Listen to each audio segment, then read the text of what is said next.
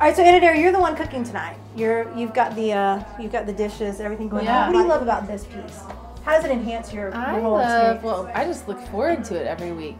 And I love how we all pitch in. It's like somebody brings bread and somebody makes cookies, and like we just make it really special, I think, too. So. And I think it was you last week at Allie's that you said you love how we like kind of do it up. Not that you have to, like spend a lot of money or anything, but just like the appetizer and the fun drinks and the dinner, and then also the dessert and the coffee, and it's just a fun night. The meal part of the Bible study has been really special because we get to catch up on each other's lives, and half the time also, don't you think that we cook like it's not like everyone walks in and then we sit down and eat. It's kind of like we spend an hour just chit-chatting and cutting vegetables.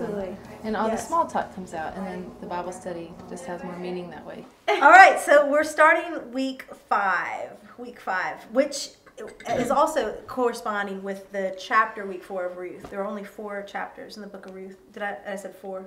There are 4 chapters in the book of Ruth, and we're going to spend actually the next 2 weeks, week 5 and 6, on chapter 4. And I know that seems slow for all those people who want to plow through, but there's really, really good reason for why we're taking our time.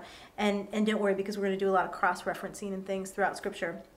But I'm really excited about this week. I know I say that every week, but every week has its own unique bend in the story. And this is a really exciting week because, A, we're going to deal with this closer relative, this near kinsman redeemer, and he's a little bit of a wrench in the story for sure, because you're on this trail, you're on this track with Boaz and Ruth, and you think that basically that nothing's going to get in the way of that, but we're going to find that there's this new character that enters the scene this week that kind of rattles things up.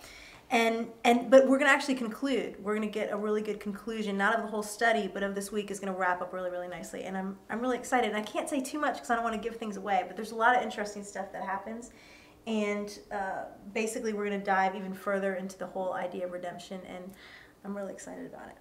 Was anybody surprised about this closer relative or this near kinsman redeemer? Was that an intriguing figure for anybody, or just kind of, I'd love to get your reaction, because I think he's a kind of an interesting character that crosses our path this week. In today's world, it's interesting because it seemed like Boaz, had a relationship with Ruth, wanted to marry her, not only because, she asked him, but because he really cared about her.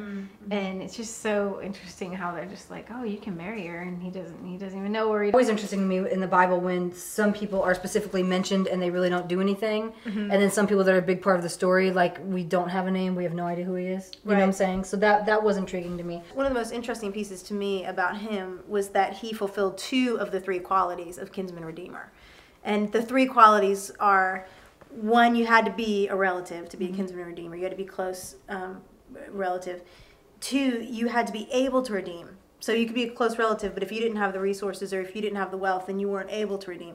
So you had to be able, you had to be a close relative. And 3rd, you had to be willing to redeem. And that's where this near kinsman redeemer kind of fell off the track, if you will, with Ruth. And that was one of my most favorite days to write, because I thought about how Christ was not only close to us because he actually became flesh and became a relative, so to speak, and not only was he able to redeem in his perfection, but he was willing to redeem, and he didn't have to be willing. I mean, we think about the night on Gethsemane where he said, "Not my will, but your will be done," and that's just a huge thing. And we see Boaz fulfill all 3 of those.